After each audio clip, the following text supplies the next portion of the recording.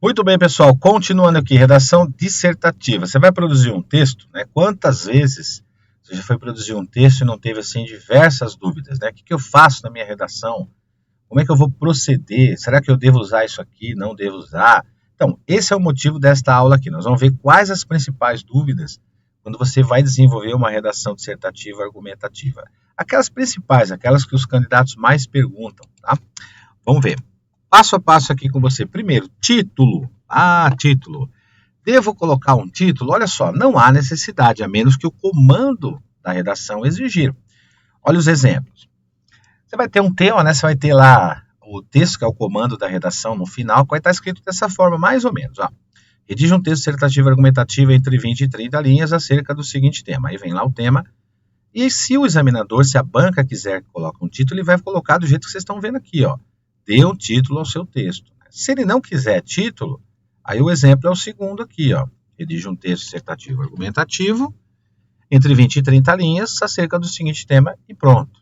Né? Então, não aborda o tema. Agora, vamos dar uma olhada aqui. Pode acontecer da seguinte forma. Você pode receber dois tipos de folhas aí, um deles, tá? Não os dois exatamente, mas um deles. Olha essa folhinha do lado esquerdo aqui, tá vendo? Ela tem uma linha central aqui, ó. Então, o que pode acontecer, hein? Olha o que pode acontecer. Volta. Vamos supor que você pegou a sua redação e você está aqui, ó. O examinador não colocou, a banca examinadora não estabeleceu que você tem que colocar um título, tá? Então, você está aqui, ó. Redige um texto dissertativo, tema tal, sem título, ok? Só que a sua folha é essa aqui, ó. Você recebeu essa folha. Sabe o que significa essa linha central? Significa que você vai ter que colocar um título aqui, ó. Ele deixou espaço para você. Agora, olha a folha do lado direito.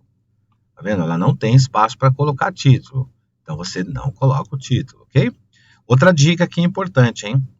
Muitas vezes, na maioria das vezes, o que acontece, né? A gente tem a mania de colocar o título começando já pela redação. Vou colocar o título aqui e vou desenvolver o meu texto. Né? Normalmente é isso aí que acontece. Aliás, na escola, muitas vezes a gente fez dessa forma aí. Então eu vou colocar o título e daí eu vou desenvolver. Então não faça isso, hein? Se você vai colocar um título, deixe reservado aquela linha central, redige a sua dissertação. Quando você terminar, você escolhe um título apropriado, tá? Mas espera terminar a redação. É um erro absurdo você colocar o título primeiro, ok? Mas, vamos lá, resumindo aqui, ó, lembrando, na maioria das provas, as bancas não exigem título. Então, você vai ficar de olho aqui, ó, nesses exemplos, tudo bem? Posso usar dados dos textos motivadores? Olha, os dados, eles podem ser retirados da coletânea de textos motivadores. Só que tem o seguinte, você não pode copiar na íntegra. Então, o ideal é você fazer paráfrase, né? Por exemplo, ó, olha esse exemplo. Segundo dados recentes do Ministério, 45% das obras do anel viário já foram concluídas. Vejam só, outra coisa aqui, aproveitando esse exemplo, cuidado cuidado para não criar números, tá? Principalmente porcentagem. Há candidatos que, quando vão fazer uma prova, eles não estão avisados, eles criam porcentagem, de onde eles tiraram, ninguém sabe. Se tiver no texto, você pode usar o texto motivador. Só que toma cuidado, você não pode copiar o parágrafo todo, né? Você não pode copiar o período todo. Agora, por exemplo, dados estatísticos, como esse exemplo que eu citei, beleza, sem problema nenhum, tá bom? Tranquilo, pode usar. Mas se tiver que copiar alguma coisa, lembre-se de fazer uma paráfrase, que é transformar aquilo no mesmo, você vai colocar o mesmo sentido, só que com outras palavras, tá bom? Então, uma das dúvidas. Outra dúvida é que preciso citar exemplos. Olha, gente, é o seguinte, não há uma regra que exija citações de exemplo, tá? Não tem lugar nenhum aí mencionando que é obrigatório. Só que tem o seguinte, se você citar exemplos, ele vai enriquecer sua redação, né? Claro, desde que ele tenha pertinência, esses exemplos tenham pertinência com os argumentos do texto desenvolvido. Por exemplo, pode-se citar como exemplo o caso do empresário fulano de tal, que também esteve envolvido em uma situação semelhante a essa. Aqui, importante a gente saber outro detalhe, tá? Esses exemplos que você vai citar tem que ser exemplos notórios.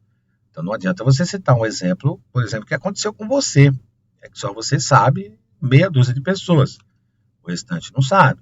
Então tem que ser exemplo notório, um caso notório na mídia, que tenha notoriedade na mídia, que muita gente está sabendo daquilo, e aquilo tem a ver com o seu texto. Aí Tá tranquilo, tá beleza. Mas não é obrigatório, tudo bem? Tudo bem. Vamos para frente, ó. Como é que eu faço com abreviaturas, tá? O pessoal pergunta bastante, né? Bom, você pode citar abreviaturas? Sim. Ou siglas, por exemplo, isso acontece muito com siglas, né? Pelo menos no momento da apresentação, isso acontece muito com os órgãos, né? Você tem que escrever por extenso. Olha o exemplo aí, ó. Segundo o Instituto Brasileiro de Geografia e Estatística, que é o IBGE, aí você vai continuar a sua redação. Tá? Aí um pouco mais adiante você precisa citar novamente o IBGE. Aí você não precisa mais escrever por extenso, basta você apresentar aí só as siglas, tá? Isso acontece muito aqui no Supremo Tribunal Federal, STF, né? Claro que todo mundo conhece, já ouviu falar, mas mesmo assim é preciso colocar por extenso, conforme o Supremo Tribunal Federal, né? Entre parênteses, STF. Aí você vai continuar sua redação mais adiante e vai citar novamente o STF, aí sim você pode usar como o exemplo aqui que a gente está colocando aqui para vocês, ó, tá vendo? Então, primeiro aqui eu citei o Instituto Brasileiro de Geografia e Estatística e pus aqui que é o IBGE, tá? Aí mais lá na frente do texto eu vou novamente citar o IBGE, em vez de escrever por extenso, eu só coloco a sigla, a mesma coisa com o exemplo de baixo aí. Tudo bem? Já comentamos sobre isso, mas vamos reforçar, tá? O corretor precisa concordar com o posicionamento do candidato? Não, não precisa. O corretor não precisa concordar com o posicionamento ou opinião do candidato ou da candidata. O que será avaliado é se o autor ou a autora do texto tem capacidade de defender aquela opinião, aquela posição. Por isso a necessidade de apresentar uma argumentação clara, uma argumentação consistente, né, que sustente a posição ali tomada pelo autor, né? Um ótimo recurso é utilizar exemplos, tá? A gente estava falando de exemplos, né? Casos divulgados pela mídia e dados estatísticos, desde que você tenha a fonte disso, hein? Agora, olha só, separei aqui porque nós vamos ver de uma vez só o que fazer quando errar uma palavra, né, que é o 6, ó, o 7. Preciso respeitar as margens esquerda e direita da folha de redação? Pois o 8, ó, qual tipo de letra usar na redação? Então a gente pergunta isso, hein? Eu posso misturar essas letras, o tipo de letra? Como que eu vou separar a sílaba, né, no final da margem direita? Como é que vai acontecer? Então vamos lá. Vamos começar pelo item 6. O que fazer quando errar uma palavra? Está aqui, ó. Então, vou lá escrever a minha redação, né? Estou lá desenvolvendo o meu texto. Aí vou escrever uma palavra aqui, por exemplo, né? Vou mostrar uma palavra aqui que já aconteceu numa redação que eu tive contato. O candidato foi escrever porta, ele escreveu pota, né? Continuou o texto dele aqui, ó. Né? Tudo bem. Se a hora que você reparar, né, no texto, quando você estiver desenvolvendo o texto aqui, você identificou que escreveu uma palavra errada, isso aqui se chama desvio vocabular, o que você vai fazer? Ó? Você vai fazer um risco horizontal de fora a fora, só assim, ó, né? Não vai rabiscar não, hein? E aqui ao lado, você escreve a palavra correta, tá? E aí você continua a sua redação, tá? Somente um risquinho aqui, não vai fazer isso, não precisa fazer isso, não precisa fazer nada disso. Aliás, se você fizer isso aqui, é rasura, né? Você rasurou o seu texto. Tá? Errou a palavra, faz um risco horizontal de fora a fora e a palavra correta ao lado, tá? Bom, pergunta corriqueira, provavelmente já passou pela sua cabeça. Eu escrevi a palavra pota, errei. Só que eu continuei meu texto aqui, ó. Continuei e terminei a redação. Percebi depois. E agora, o que eu faço? Você vai deixar do jeito que tá, tá? Não vai tentar aquelas subterfúgios, fazer Rzinho aqui, fazer isso aqui, escrever a palavra correta, nada disso. Se você não prestar atenção no momento, não tem o que fazer. Deixa a palavra errada mesmo, e aí você presta atenção no restante para não ter problema, tá? 7. Respeitar as margens esquerda e direita. Sim, por quê? Você vai desenvolver o parágrafo aqui, ó. Então você vai começar o seu texto, tá? Então, por exemplo, ó, vou começar na linha 1 já, hein, sem pular linhas. Então eu vou começar aqui, ó, o, letra maiúscula, né, o Brasil, e aí continuo, né? Normalmente o que acontece? Os candidatos eles vêm escrevendo, chega aqui, ele vem para cá, né? Aí ele vem aqui, escreve, aí chega aqui, ele vem para cá, vai para outra linha, aí ele não respeita a margem direita, tá? Aí ele termina aqui o texto dele. O que acontece aqui? Na hora de fazer a avaliação da sua redação, vai acontecer isso aqui, ó. O examinador pode estabelecer um negócio assim, ó, tá vendo? identificar que não houve respeito à margem direita nas linhas 1, 2 e 3. Então, devo respeitar as margens esquerda e direita? Sim. Bom, a margem esquerda, você vai respeitar justamente para você aqui, ó, que é o parágrafo, tá? Aquela coisinha lá, aquela coisa que nós aprendemos na escola, lembra aquele negócio de 2 dedinhos, tal? Não há necessidade de fazer isso, não. Você só estabelece um recuo, pouquinha coisa, só para o examinador identificar que ali você está iniciando um parágrafo, tá? Então não tem aquela coisa de pegar a caneta Bic, né? A tampinha da caneta, medir, não precisa nada disso, não, o examinador não vai fazer isso, né? É só estabelecer um recuo, como eu fiz ali mais ou menos. E depois você vai seguir isso, né, no restante do seu texto, claro, né? Então, você vai seguir isso aqui, ó. Então no restante do seu texto você vai escrever, continuar o seu texto ali, segundo parágrafo, né? Por exemplo, ó, você vem aqui, né, ó, e ó, continua, né, segundo parágrafo, tal, e assim por diante. Terminou o seu texto aqui, né, você vai até, terminou o parágrafo, vai no outro parágrafo, então, ó, dessa forma, né, por exemplo, ó, vai começar aqui, tá vendo? Eu estou seguindo exatamente essa linha aqui, ó, tá? Margem esquerda. E margem direita? Também temos aqui, ó, devo respeitar a margem direita da folha, claro, né? Essa margem direita tem a ver com a separação silábica também. Então você vai separar, né, a sílaba, por exemplo, você vai escrever, vamos pegar a palavra porta novamente, ó. Usa o hífen, não vai usar o underline, né, gente? O underline não é separação silábica, tá? O correto é hífen, tá? Então você vai escrever aqui a palavra porta, por exemplo, ó, hífen, e aqui continua, tá? E se acontecer de você colar muito aqui, ó, então você vai usar aqui, ó, mas usa uma vez só, depois você conserta, tá? Os outros você não usa mais assim. E ó, cuidado, hein, vou repetir, não se usa o underline, hein? Underline não é separação silábica. Tem que ser o risquinho, o tracinho, o famoso hífen ali, tá?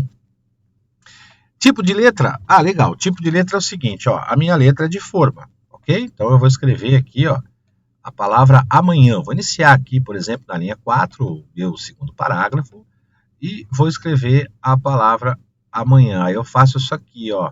Sabe o que eu fiz aqui, né, gente? Eu misturei as letras, né? Então eu fiz um A aqui, que é a letra de forma, a letra bastão, esse A, e aqui a letra cursiva, chamada famosa letra de mão. Não tem problema você misturar a letra, porque o que importa é que a sua palavra seja legível, ok? Ó, legível. Agora, é o seguinte, se você me pedir a opinião a respeito disso, eu vou dizer para vocês o seguinte, olha, prefira padronizar, né? Padronize. Então, eu tenho letra de forma, por exemplo, e eu misturo a letra, às vezes, né? Mas isso no meu dia a dia, normalmente eu faço isso. Agora, numa prova de concurso, eu vou padronizar. Se a minha letra é predominantemente de forma, eu vou usar a letra de forma na minha redação toda, apenas tendo cuidado para maiúsculo e minúsculo. Por exemplo, eu vou fazer isso aqui, ó. Então, eu vou escrever a palavra amanhã, novamente aqui, ó. Então, o que eu vou fazer, ó? Eu vou iniciar a letra maiúscula, caixa alta, né? E vou fazer isso aqui, ó. Tudo bem? Então, o que eu fiz? Eu padronizei aqui a letra de forma, tá? Tem algum problema misturar? Não existe nenhuma regra que proíba, mas como eu disse, repito, né, vamos fazer o seguinte, vamos padronizar, padronize que fica melhor. Que mais, ó? Como separar sílabas? Já até mencionei para vocês aqui, né? Mas vamos de novo aqui. Então, eu vou escrever a palavra janela, por exemplo, ó. Hífen, não vai colocar underline, hein? Tá bom? Ó, e continuo aqui, ó. Tá? Ah, mas eu colei muito aqui, ó. O que eu vou fazer? Põe aqui. Depois você conserta nos outros, você não põe mais. Fechou? Só para aí fica esperto aí se você cometer esse tipo. Isso aqui são detalhes, gente, que eles fazem uma certa diferença aí, né? Claro, quando a redação ela é classificatória também, né? Então vamos fazer aquilo que é correto, aquilo que é possível fazer. Fechado? Então esses procedimentos fechados, fica comigo, depois a gente vai ver mais exemplos. E aí eu vou colocar também, não se esqueça, tá, gente? Nós vamos ver, eu sei que o pessoal fica ansioso com redação, eu vou trazer redações prontas aqui, vou mostrar o ponto positivo, o ponto negativo da redação, o que você deve fazer, o que você não deve fazer. Essas primeiras aulas elas são mais técnicas. Eu tenho que mostrar aquela parte técnica, depois para o final a gente vai para a prática, tá bom? Bons estudos aí para vocês, até mais.